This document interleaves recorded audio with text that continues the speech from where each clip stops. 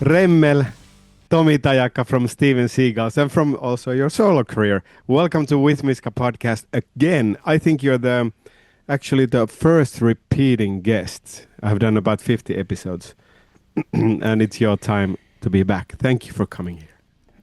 Well, thanks for having me. It's nice to be back, and it's nice to see you again after quite a long time.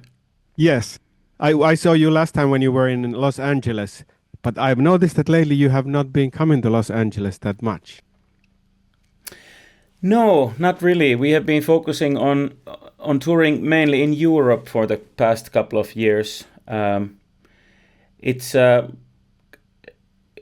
felt like it's a good time for us right now to focus on touring here, and there's quite a lot of work to do here in Europe. So it's been a little bit tricky to fit the US and North America to the schedule, and also the South America. So we are working on it, and maybe in a year or two we will be coming back to that direction too.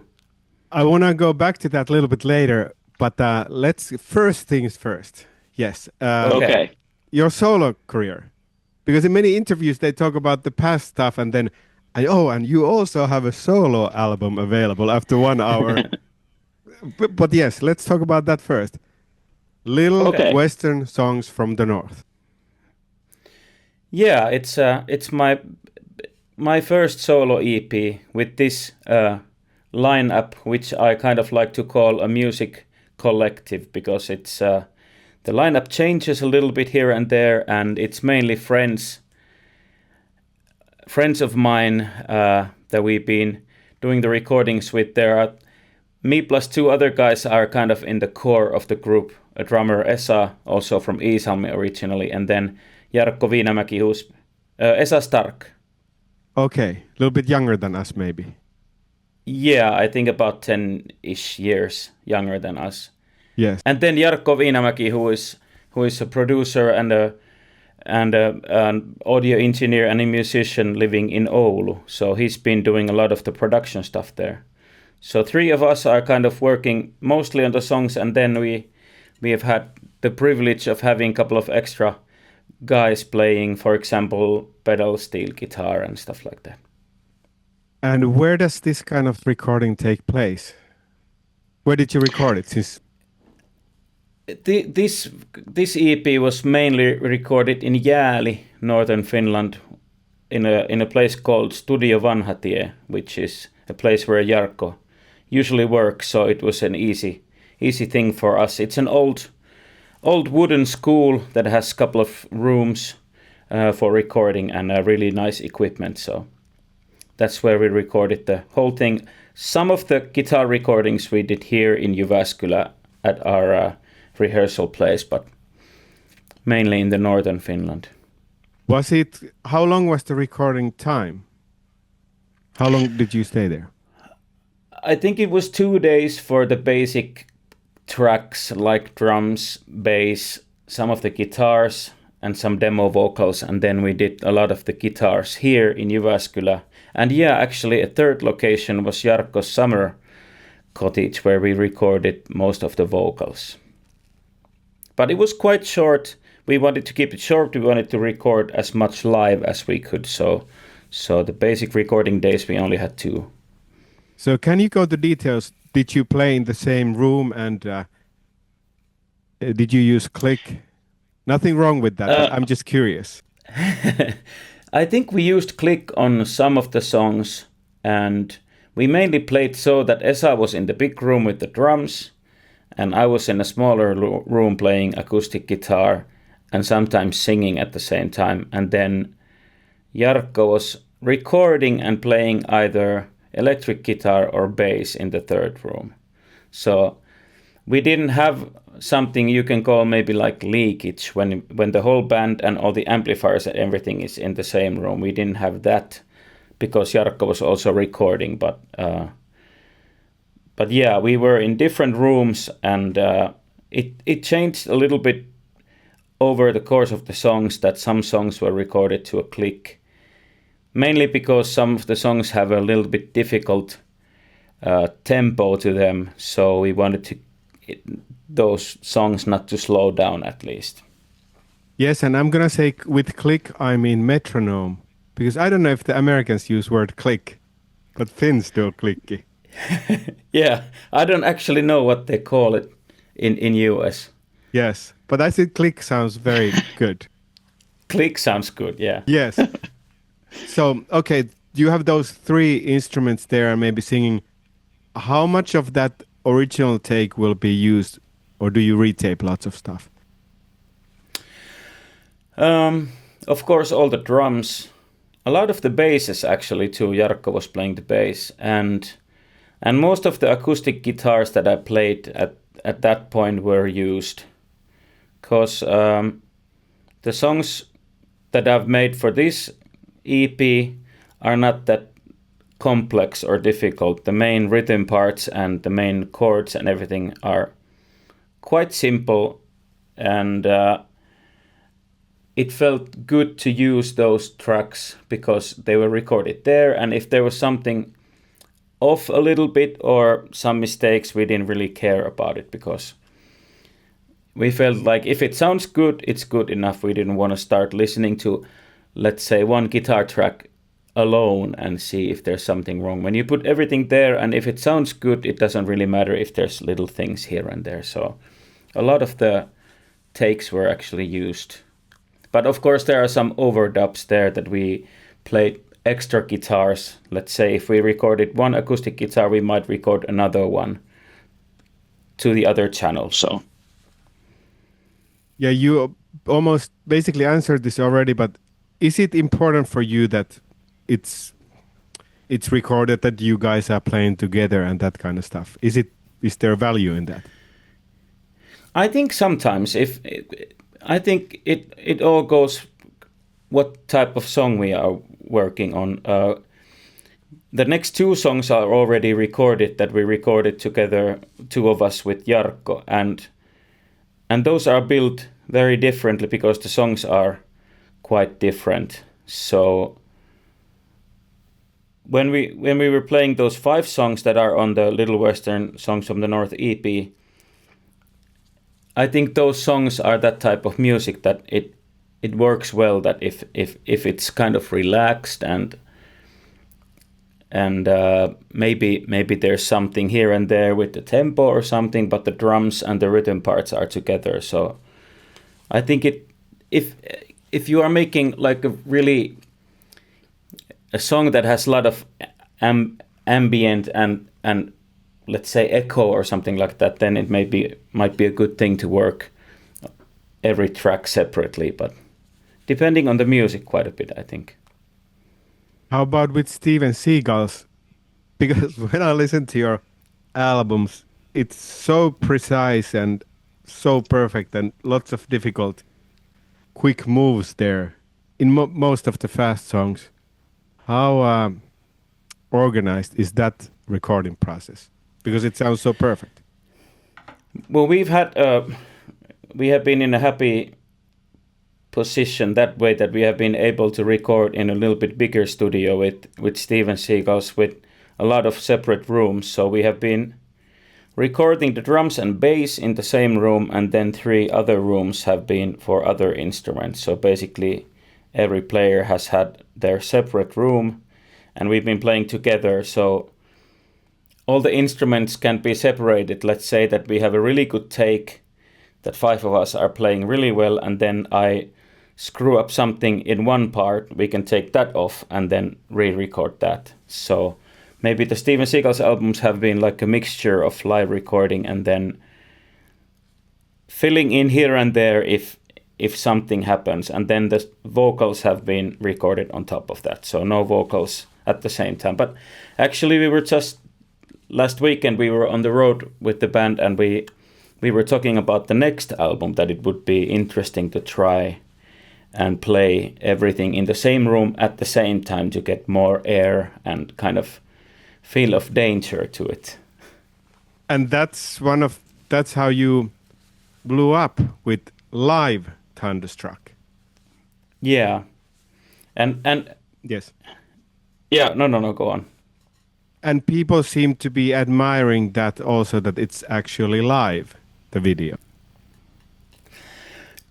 Yeah, we've been trying to do that as much as we can in the videos. That most of our music videos are recorded live. Like we just released a new video last Thursday, and we recorded that at the backyard of an auto shop with a lot of automobiles and all this stuff around there. And we had some extra brass instruments and dancers and an extra keyboard player and extra percussion player. So we had 3 microphones outside, and our audio engineer was trying to put us to the right places so that everything comes with a good balance. And then we had 3 microphones in the front, and maybe that's something we will try on the next album in the studio also, because it's, even though it's a little bit harder and it's a little bit more stressful, but it's a lot of fun. And I think in that case, like you said earlier, is there a value? I think in that case the value kind of comes in when you can record that exact moment. Let's say you try the song 10 or 12 times, and then the number 7 is just what you needed. So maybe that's the value in recording live. Yeah, and also your video Freestyler was done on one take with the camera. Yeah, Mikko Suuronen, he's a videographer and video guy from here, from Jyväskylä, and he did a really good job too. And of course we had to play the song a couple of times so he could go around with the camera and not run into the microphones and everything like that. But yeah, that's another thing we usually try to do, that most of the video or the whole video is recorded with one camera take also. So it's like I said earlier, it's a little bit stressful, but it's always fun because everything has to go right. The camera guy has to be in the right position. Hopefully there's no wind if we are outside, so the microphones don't pick up the wind and that kind of stuff. And of course rain or snow here in Finland. Well, you just said, when I asked about the value, do you think like you were, whatever you said, do you think that value is more important or less important, or has changed because the way the music is nowadays, because it's very electric? I think it's one way to make your song or your album or whatever you are working on, to make it unique. I think it's a way to do something special or something a little bit different from the mainstream music or the mainstream sound. So maybe nowadays, for the past 15-20 years, it has been that type of expertise, that if you want to get a specific kind of sound, or maybe something that when people start listening to it, maybe you want to shock them or wake them up somehow. Maybe that type of impact is possible. I don't know. It's really hard to say when you are actually like working on that and trying to do. You have some kind of imaginary picture in your head that, okay, this is gonna sound like this, and then you actually really don't know if it really matters to anybody. Who knows?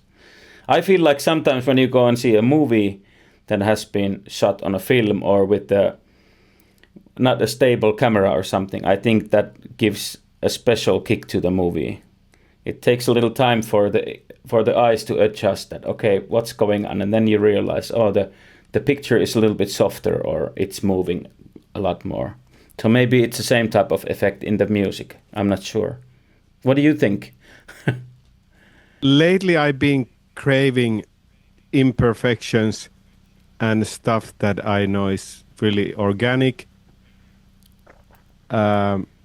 because everything I hear is so digital and on a grid. Like, if I could hear one thing now, I would love to hear Adele singing Someone Like You, knowing that this has not been auto-tuned, but this is her actually singing with no repairs Yeah. because she's such a good singer. So I would like to hear how good singer she really is. Because when I listen to record, I know she's a good singer, but I know that some of those may have been fixed. Yeah. And I like sometimes when I listen to Led Zeppelin because it's so. I have this Finnish phrase, "veny ja paukkuu." So there's all sorts of clunking and weirdness and noise, but it still goes forward and like old AC/DC stuff. So I seem to be drawn into the mistakes and fails lately because many things are so perfect. Yeah, I think so too.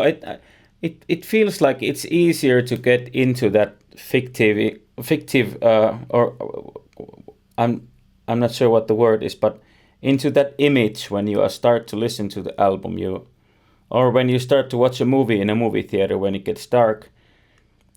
I always hope that nothing breaks the image for the next 2 hours or hour and a half or 3 hours. So same thing maybe with the album. If there's a little bit stretching and clinks and clunks there, maybe it helps you to get into that fictional area in your mind. So I agree. I feel the same thing, that I crave those things, what you just said. Yes. And I have seen and you maybe yes. maybe same thing in the movies lately. There has been a couple of movies that have had like a really big impact because it has felt that this is something different from this era that we are living in. So, which ones? Well, I thought, it was actually maybe a couple of years ago already. There was this, I think it was a Korean American film called Past Lives. Did you see that? No, I've heard about it, but yes. That was really even good. won Oscars or something. Could be. And then there was this movie about this classical composer Ravel, who composed a really famous song, which I don't remember right now. But that was also so much focused on the people in the movie that it didn't really require any extra, stuff like. It was a camera recording people who are just really good at what they do. So that's how it felt. Maybe those two. I fully get it. Yeah. Lately, I've been a little bit annoyed also with edits because I sometimes, like when a video edits, sometimes I feel that when there's an edit, and especially if it's a bad edit, it feels like that your brain needs to adjust for a millisecond.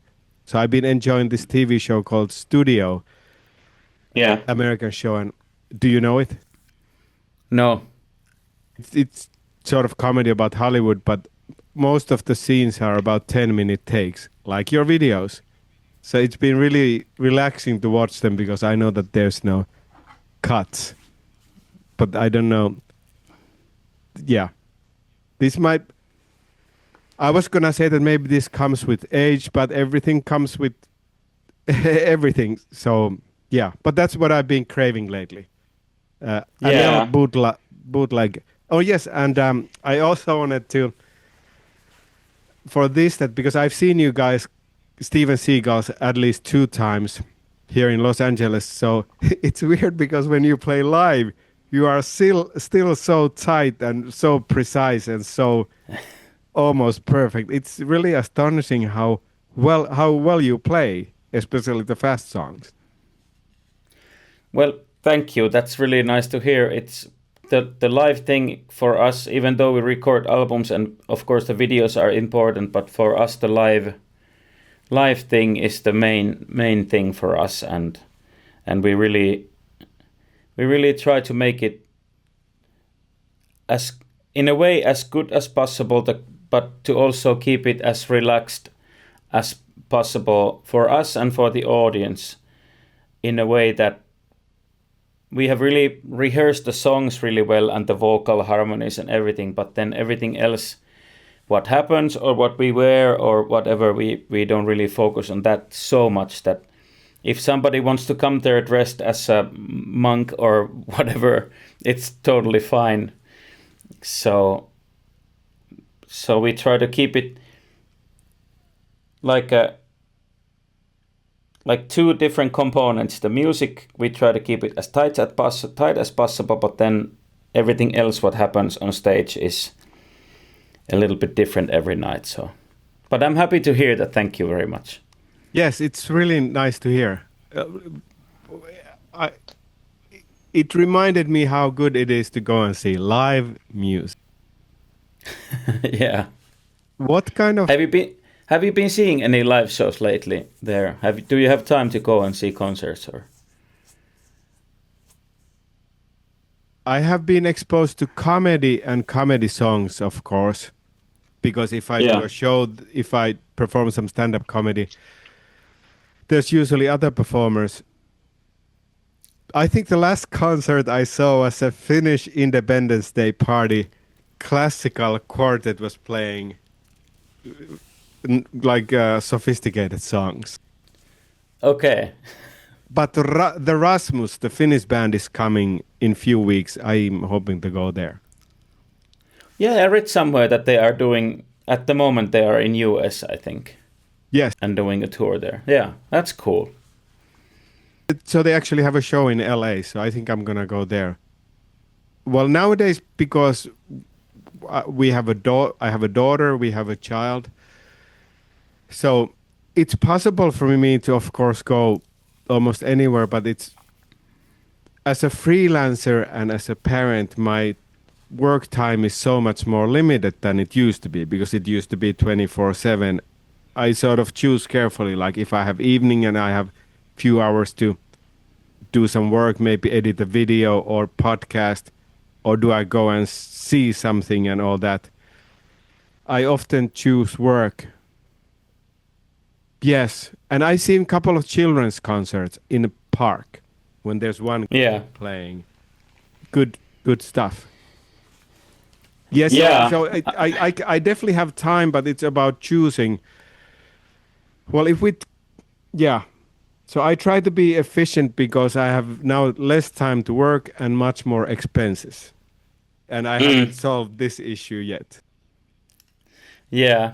I've also noticed that lately I've been trying to go to concerts or see a movie or a band play, but then because we are starting to work on the sixth album with Steven Seagulls and then writing the solo music also, I've noticed that if I give up a little bit on going somewhere every night and focus on work, like you said, I think the brain needs that silence also, or at least for me it feels like if I go out, listen to something, it can be really inspiring, but it also can be off from the next morning or next day, even though if you don't drink or anything, but just you are dealing with an audio or video or something, your brain doesn't function as well, or at least my brain doesn't function as well the next day. So I've been maybe doing the same thing, focusing a little bit more on work. I often feel that, okay, now it's maybe 6 p.m. I have 2 to 4 hours to do something. Am I gonna get some work done or do concert or whatever you said? But okay, Yeah. how do you live alone? How do you live?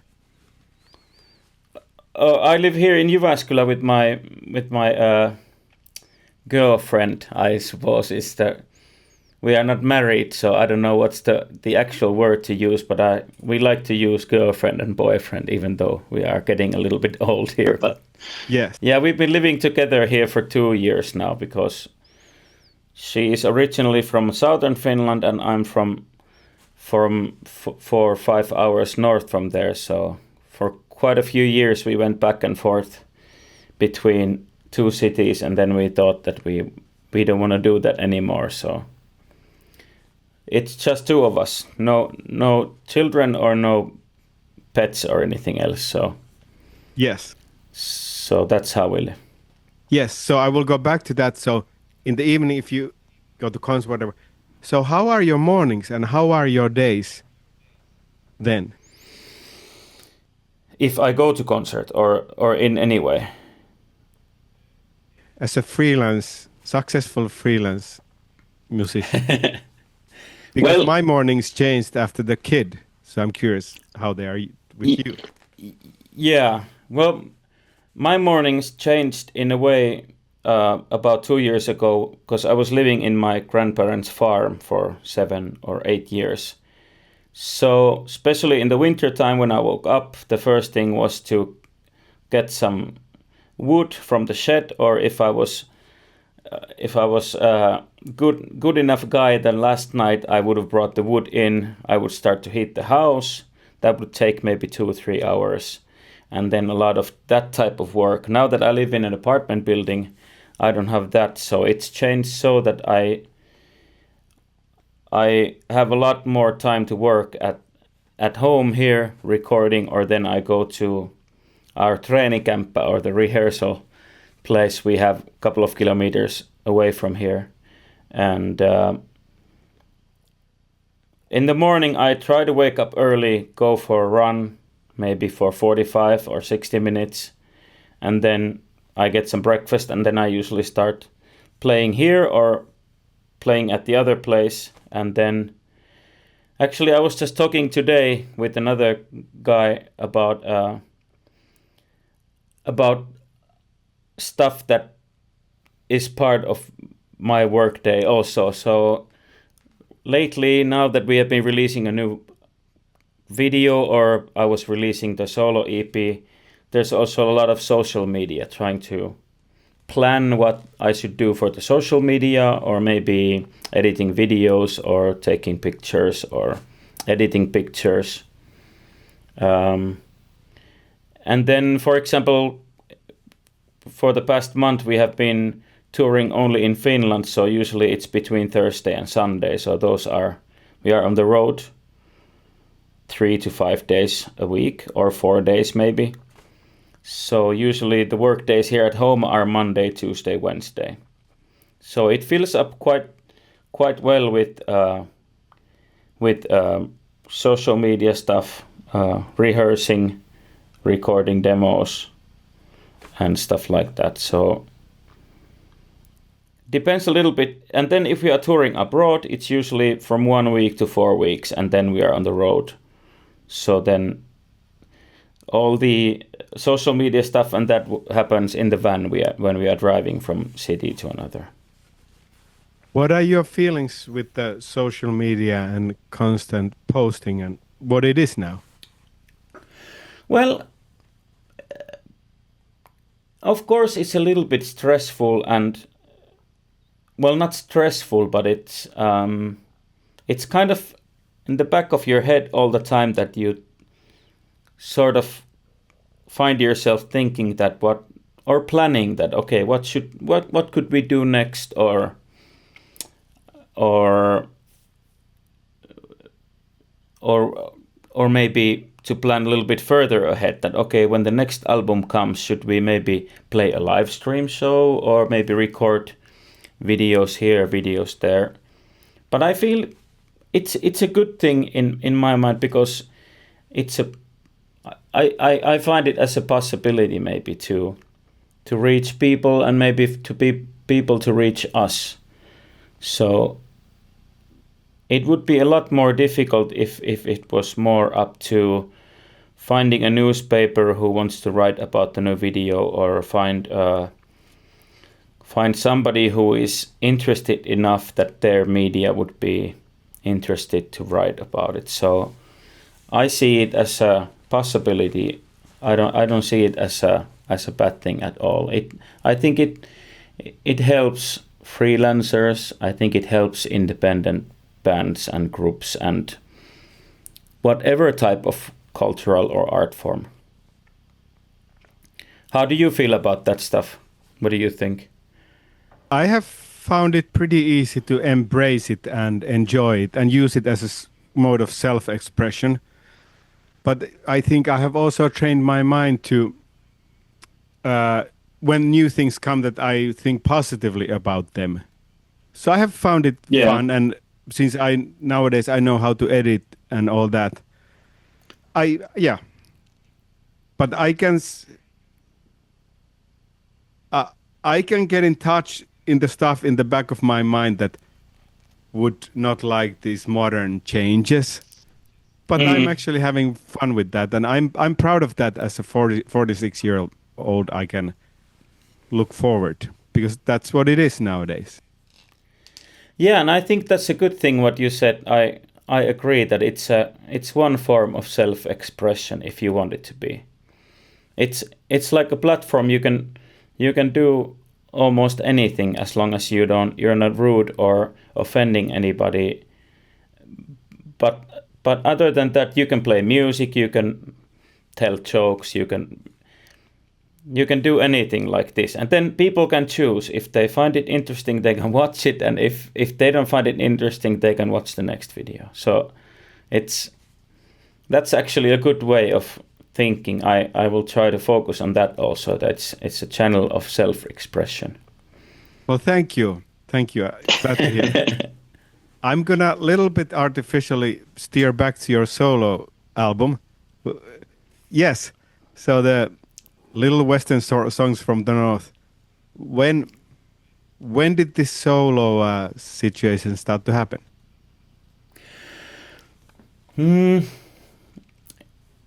It's been kind of in my mind and in my thoughts for quite a long time actually, but I've been trying to ask myself also that why did I record it right now?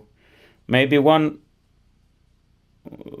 thing was that when I moved over here away from the farm and to the apartment building, there's less homework to do and less all that stuff. There's more time to focus on music, which has been nice. So maybe it started 2 years ago approximately when we moved here. And then I think last year around April I found the courage to start asking people, and actually Jarkko was the first one I asked that would he be interested in starting producing the album, because I first thought that I will record everything myself and mix everything myself, but then I realized that I am not capable of doing those things. So I think it was April or March last year when I found the courage of actually thinking that I would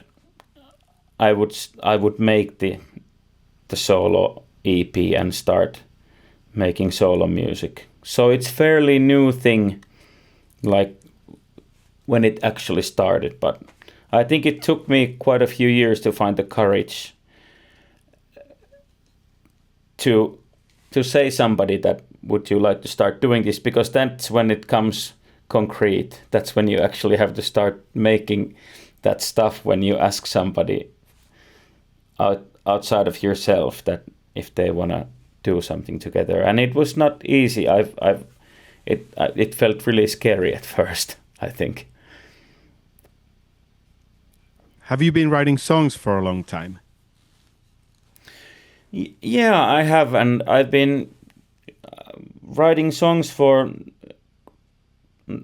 basically for no particular reason. Some of the songs have been in the demo file for the Steven Seagulls albums, and they've not made it to the album for some reason, and some of the songs are still there that we can go back to them. But I've been writing songs since maybe I was, I don't know, maybe 18 or 19 or 20 or something like that. And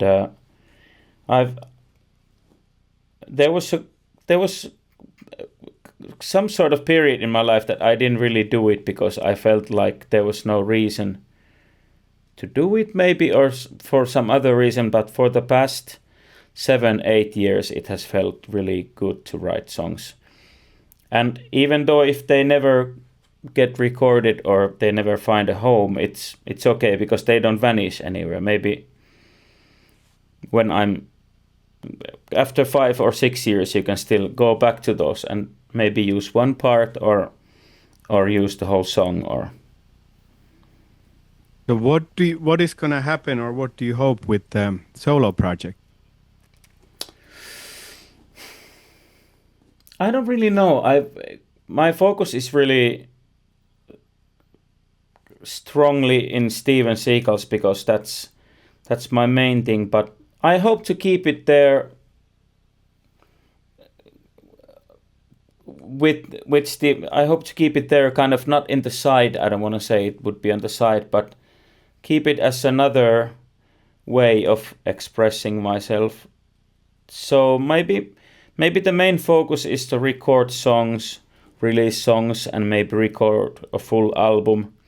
I've done solo shows here and there, and before I joined Steven Seagulls, I was playing a lot of solo shows, mainly cover stuff. But sometimes, and maybe here and there when we have some time off from Steven Seagulls, I'm open to playing solo gigs or something like that. But I think the main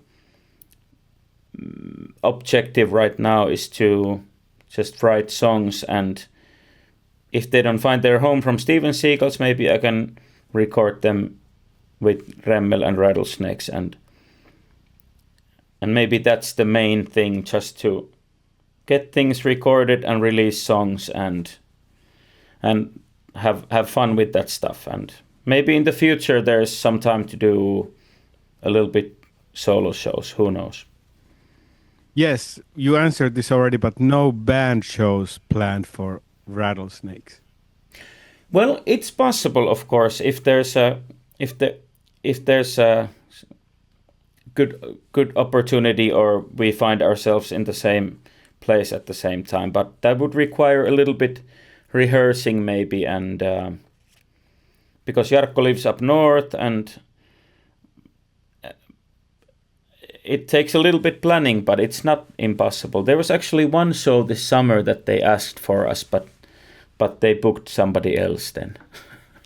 So, but I was talking about solo shows because that's a little bit easier. That if suddenly somebody asks that we need somebody next Friday to play for 45 minutes, then it's a little bit easier to go there alone, or maybe together with Jarkko or together with Esa. But it would be really nice to play band shows also with Rattlesnakes, but it has to be planned a little bit. Do you think many people have found you because of Steven Seagulls? I think it could be that some have. We have not been hiding it when we did like a promotional. When we did promo for the EP, we didn't hide it anyway. That we would have not told it.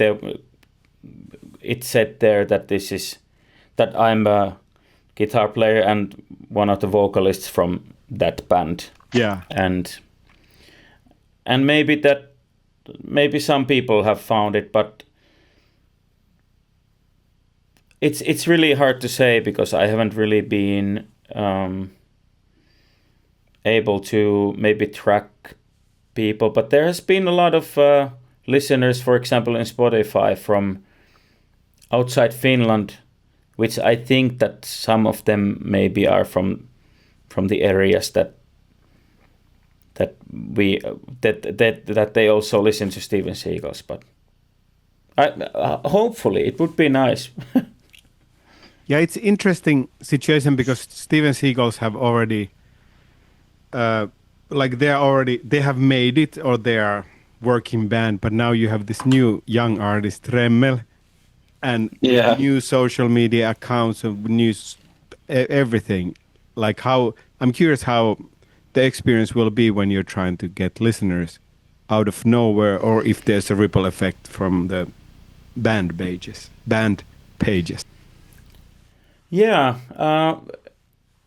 I've been just trying to do stuff in social media, playing some songs and maybe writing a little bit longer texts about what this is all about. And then a couple of guys have been doing promo, one abroad and then one in Finland, that have been trying to get some web scenes or magazines to write about the EP, and some have, which I'm really happy about. And of course it's really small. It's like you said, it's a it's a new thing and a young thing, and I'm happy if some people here and there find it interesting and listen to it. And I've also been trying to push a little bit that maybe some playlists could add some songs, and it's it's a good thing sometimes when,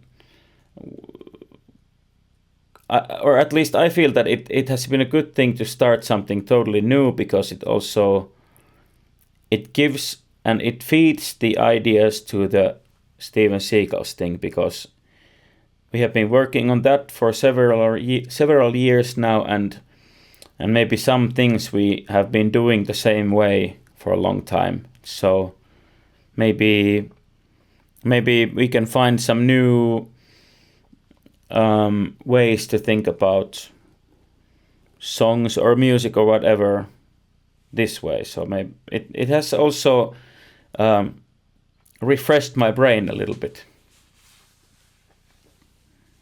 When I was listening to the songs, I felt that there was a certain tenderness that probably doesn't have enough room in Steven Seagal's, understandably, and also certain heaviness, the weight of the world in many of the songs. What are your thoughts on those two things? Yeah, I think the tenderness might come from the fact that I think all the songs were I wrote those with an acoustic guitar, either here at home or then at the rehearsal place. And maybe that in a way kind of gives a certain type of mood, but also I think you are correct when you said that maybe there's not, maybe it's a little bit different situation than with Steven Seagulls, because maybe I can sing a little bit more personal stuff or write songs a little bit more like there's one song about my grandparents. Yes. Which was really important to, yeah, and maybe that was easier to record with a solo thing, because it's quite a personal song about really close people, or the people that the song is about are really close in my heart. So it's, but maybe also, like you said about the weight of the world, it's maybe that's also true that that's not a Steven Seagal's thing, maybe, or at least in that way. Yes, I go. Yes, I didn't feel this was very joyful. The EP, you mean? Yes, I think it was emotional and hopeful and loving, but it didn't feel light. And this is not a criticism that it's bad. Yeah, I agree, because I felt it was like pretty serious. yeah, yeah, I think you are right. It's a different way of, or a different type of music, and maybe the subjects on the songs just happen to be kind of serious. Like the song "Traveling Rodeo" is about the complex feeling that I have, that I want to spend time with my people that I love, like my family or my girlfriend, but then other half of me is really happy on the road, and I really enjoy being kind of, not to say a nomad, but that type of lifestyle also feels really good. So there's a kind of a, it's sometimes hard to explain that I want to be at home, but it's really hard for me to be here for a really long time, because I start missing the being on the road and playing music. So in a way that's also a kind of a hard thing to say out loud, maybe. Well, that starts the album, The Traveling Rodeo, and I felt that was really sweet and loving thing towards the people who you miss. Well, that's nice to hear because that's it. That's how I hoped it would be. That it wouldn't be a complaining way to express that feeling, but more like to express it through the feel of missing somebody. Yeah, and that's why I felt that okay, this is very personal, and I guess tender is the right word. So I enjoyed it. I saw that side of you, but it was interesting because I've known you for 40 years. So this general what you're expressing with the EP wasn't that surprising for me. I think it was really good reflection of what kind of feeling I have that you as a person are. So it felt I was able to, mikä se on siis tuttu? What is tuttu in English? What is it? It familiar. It felt very familiar, authentic. It sounded very you. Okay, well that's nice to hear. Thank you. It's it. In a way, I kind of think that some of the influences or some of the things you maybe hear on the EP are maybe influences of music that are really close to me, like that type of little bit country flavored music with a little bit of a rock or some type of angle, like Neil Young type of vibes or something like that. Yes, and it was nice. Yes, what were you saying? But the next two songs that we have been recording are quite different. It's gonna be interesting to hear what people think about those. They are, well, I'm not gonna start describing more, but they are gonna be really different.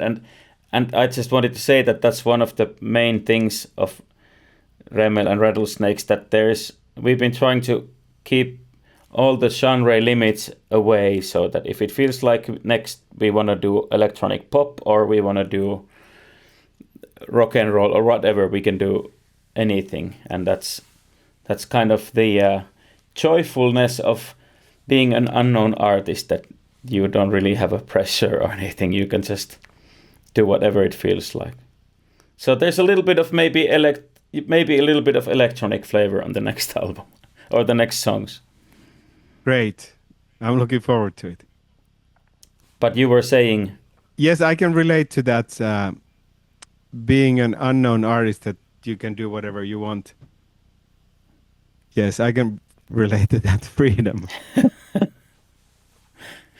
Can we talk about Remmel and Rattlesnakes videos a little bit? Yes. I enjoyed them a lot. But before I ask questions, maybe you could tell a little bit about them. Well, they are low budget videos, and I just thought that since the music is kind of, even though Jarkko did like a really good job, but the music is also recorded with kind of a easygoing vibe, and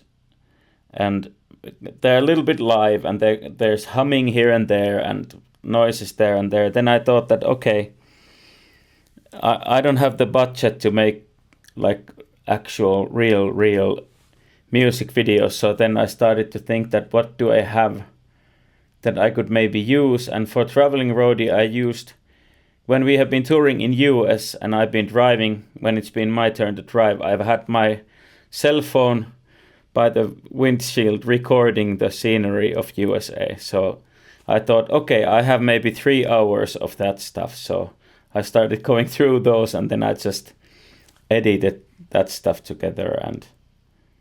And same thing with the 2 other videos. I just thought that, okay, what can I do? I have a camera on my phone, and I have some stuff here, and so it's just been kind of goofing around. I've been trying to find a computer program that I could make a video of stick figures next. So let's see if I find a right type of program for that. Great. Yeah, I don't have recommendation, but someone does. Yeah. What software did you use? So you made all the 3 videos. Yeah, yeah. What software did you use to edit? I think I mainly used the one that I have on my computer. I think it's called Clipchamp or something like that. It comes with the computer, and then on my phone I have another one which I don't remember, which I used a little bit also. I think the videos were perfect. There's exactly what we need and what is enough in this world. Like lo-fi is really interesting nowadays. Well, thank you. That's nice to hear. I every time I released or put the video on the YouTube or something, I was thinking like, am I gonna look like a complete idiot when I put this out? But I'm happy. Well, that's nice to hear. Yes. What do you use for editing, by the way? if I edit self-tape auditions, because nowadays the Yeah. auditions are that they just send you a scene and you need to film it at home or somewhere. I usually use iMovie because that's really quick. I just put the introduction and maybe title and the scene.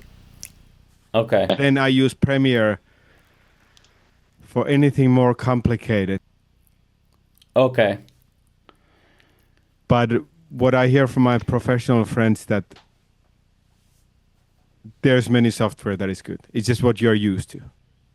Yeah, it probably same thing with the audio stuff and everything. That any software you use, if you can just get a good idea, it doesn't really. The software doesn't make the song any better, I feel like. Yes. Why did you choose that aspect ratio for the videos? The square one? Yes, it's very unique. Well, I thought the first thing in my mind was that I would like to do everything in Polaroid pictures. Because we were with Anna, my girlfriend, we were at this one photo exposition at the photo expo, and there was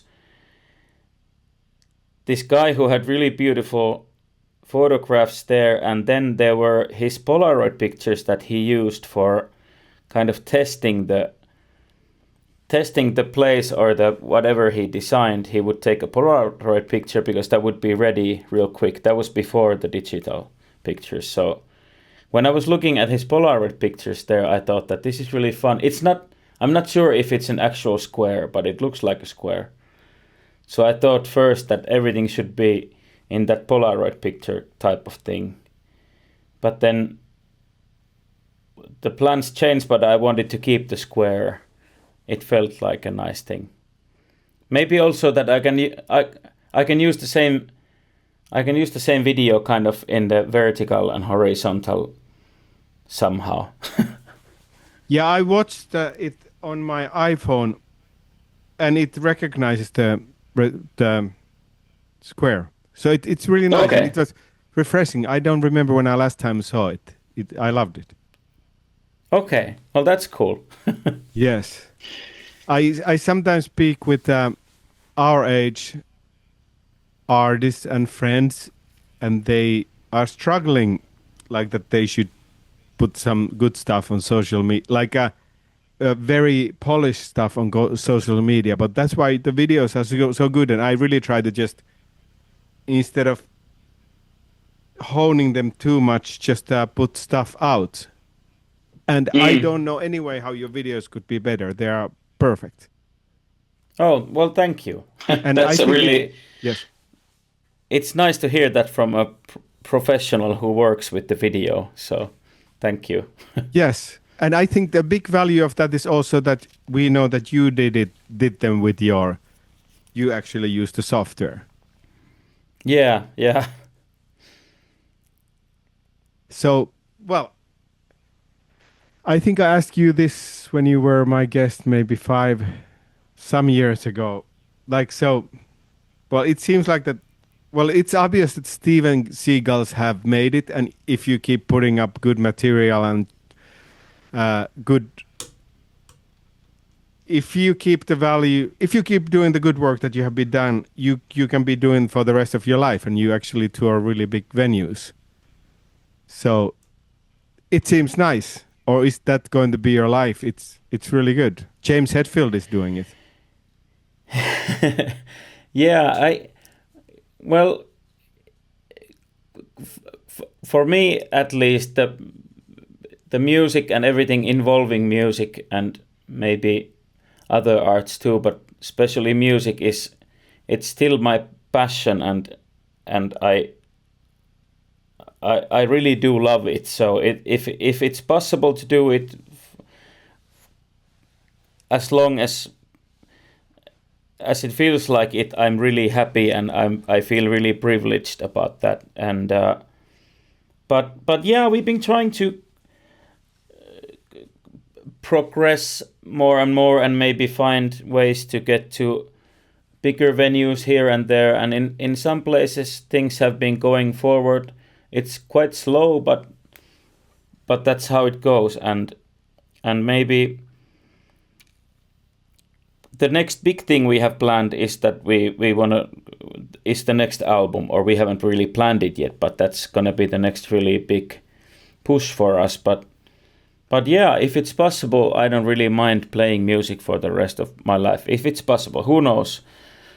You never know. Everything happens so quickly nowadays that things can go south, so to speak, real quick. But like you said, if we can do things that are good, then it's possible. But it requires a lot from us also, that we don't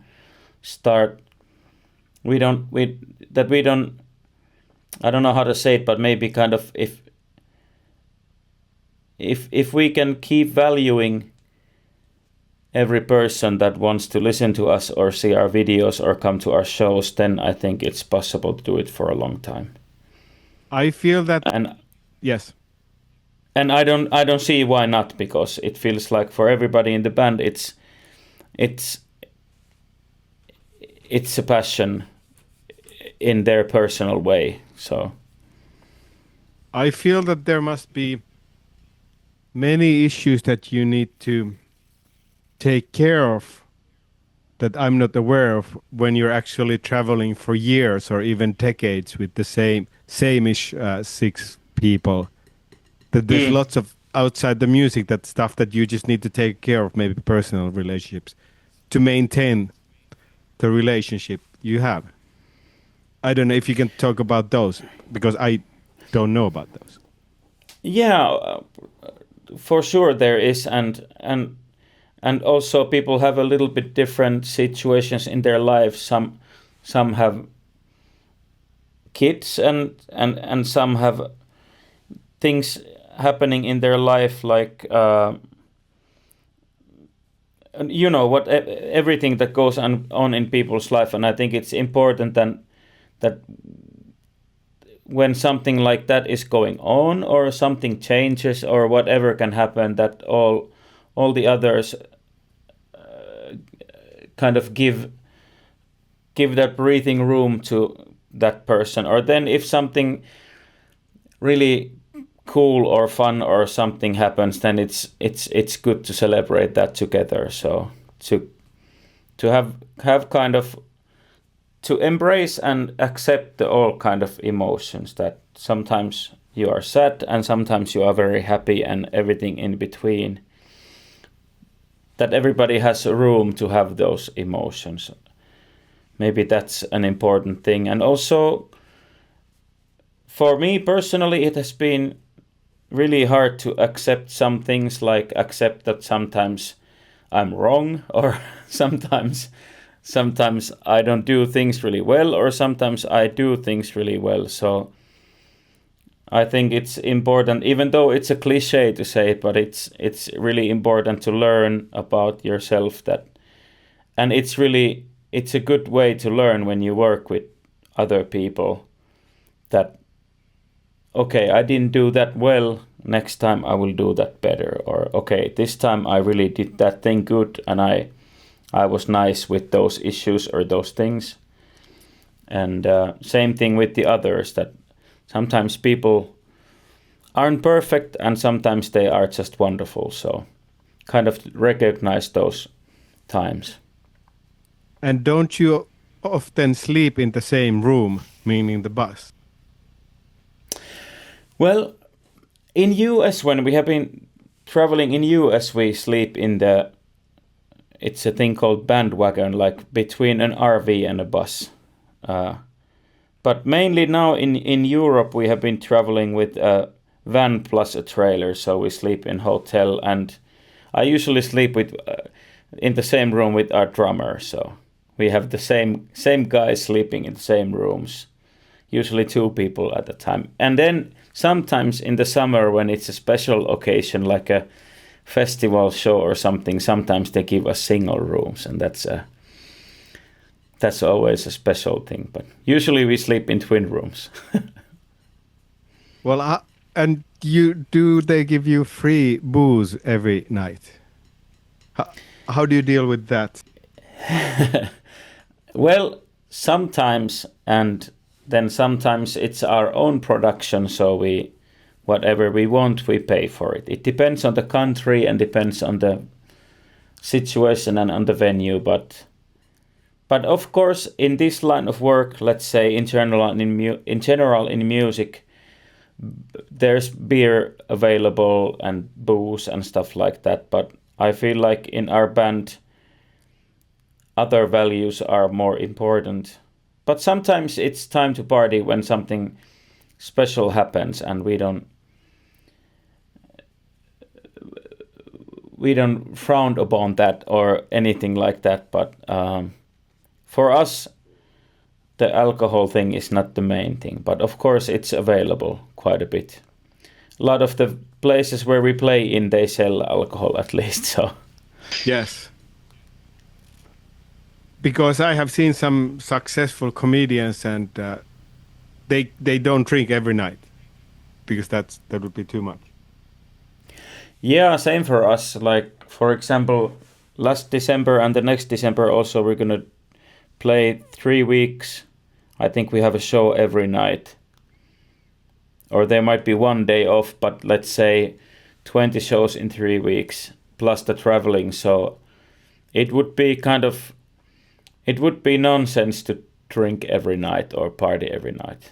Or because the reason you are there is that people, the audience and the fans, they want to come and see the concert. So it would feel really weird to use your energy to something else than to be as good as possible for the people that actually come to the venue and they want to see and hear the music.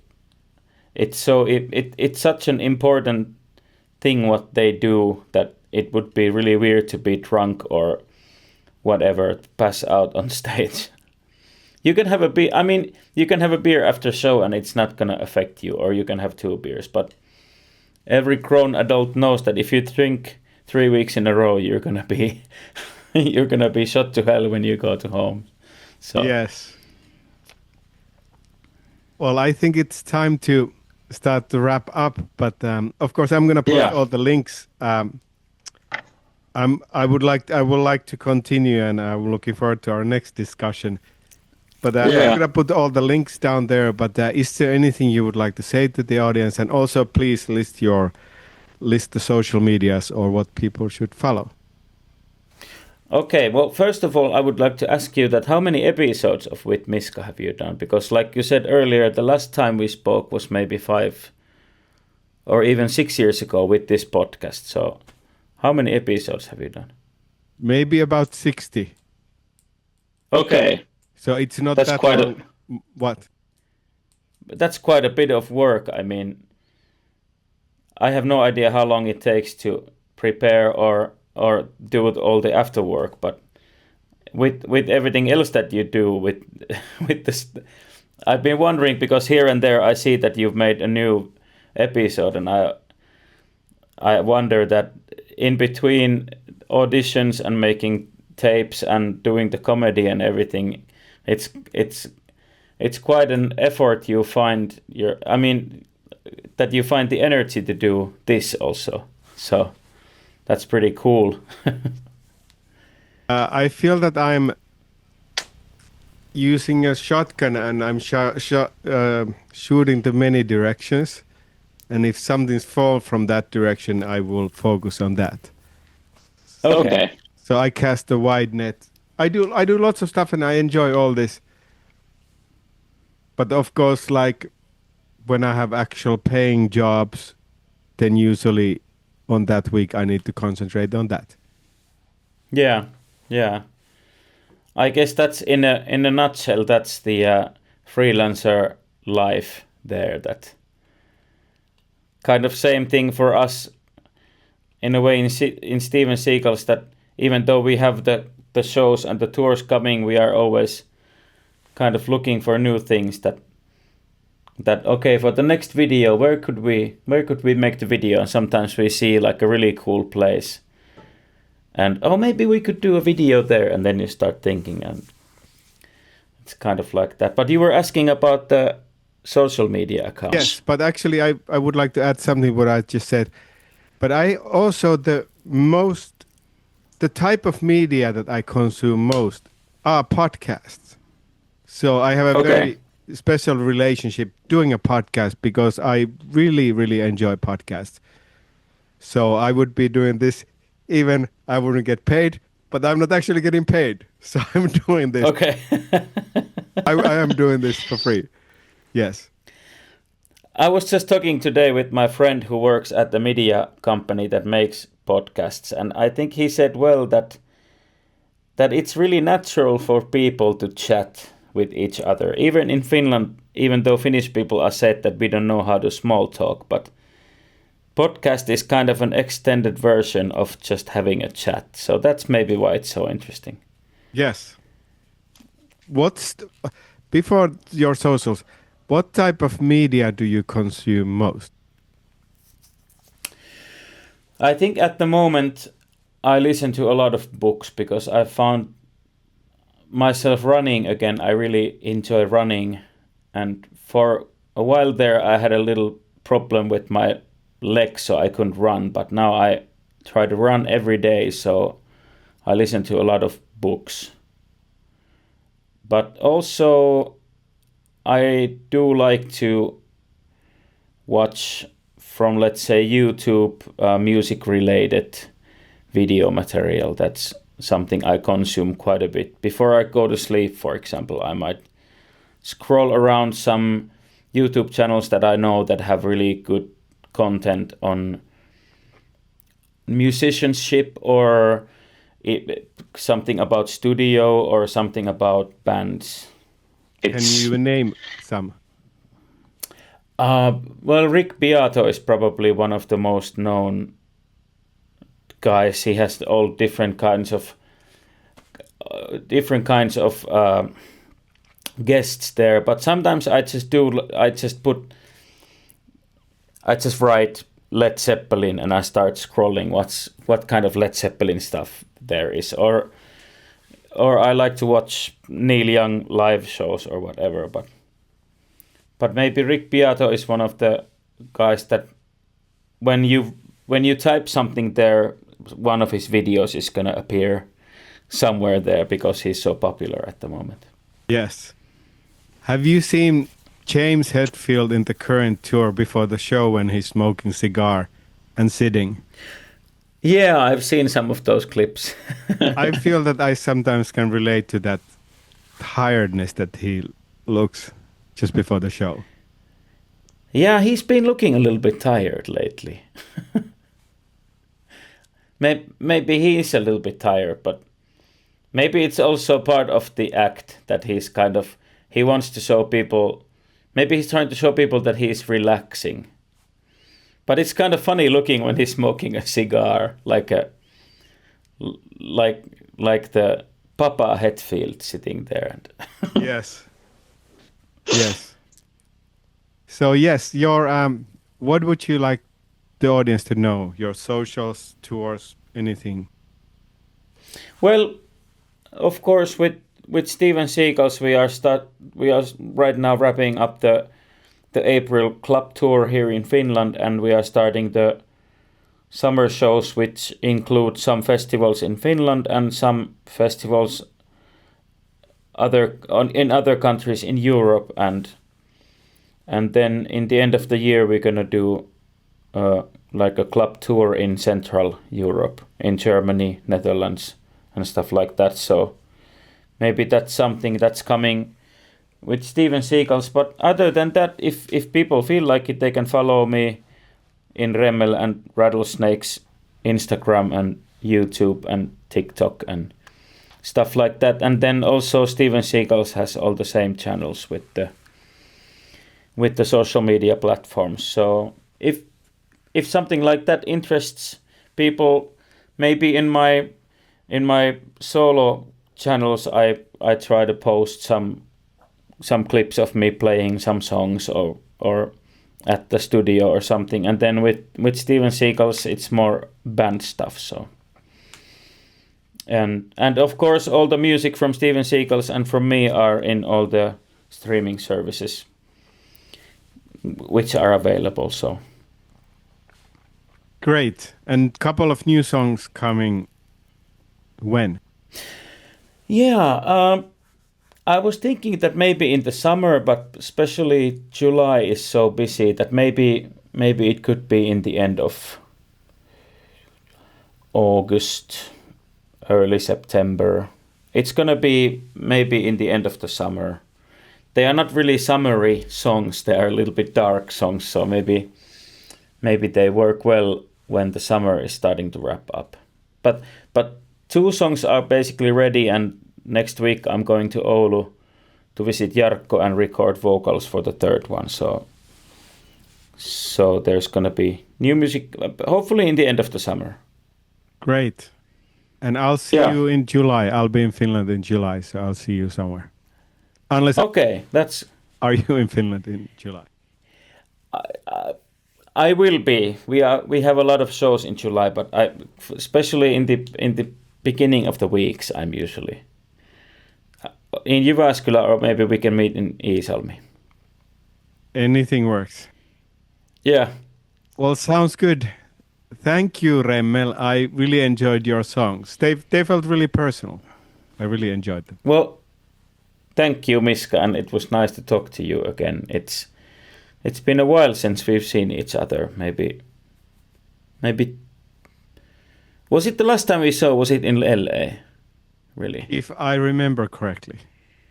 Yeah. I'm here most of the year, so it must have been, if not Finland. Yeah, because we met in Iisalmi once at your parents' place, but that must have been 6 years ago. Yeah, I think that was before your latest LA show. Yeah, must have been, yeah. What was the venue in LA, by the way? It was really interesting, like a round room, wasn't it? It was, I don't remember the venue, but it was in Beverly Hills, so quite nice area. Not too far from Sunset Strip, but in Beverly Hills. Yeah. I'm nodding like I actually know what the areas in LA are. I have no idea. I don't know if it was Beverly Hills, but it was towards Beverly Hills. But it was a nice area. Okay. Yes. So yeah, I don't remember the name. Okay. Yeah, I just remember it was really like, it had a really cool vibe to it. Interesting place. Yeah, I think the bar was in the middle or something like that. Yeah, something. I have a same kind of picture in my mind. Well, hopefully you'll come to Los Angeles soon. Hopefully. It would be nice to come back to US, but I think next year is gonna be a little bit difficult, but eventually, hopefully we will. Sounds great. I will see you. Well, I'll see you in summer. Thank you, Remmel, from Thank you, Miska. Rattlesnakes. Thank you. Hey, hey.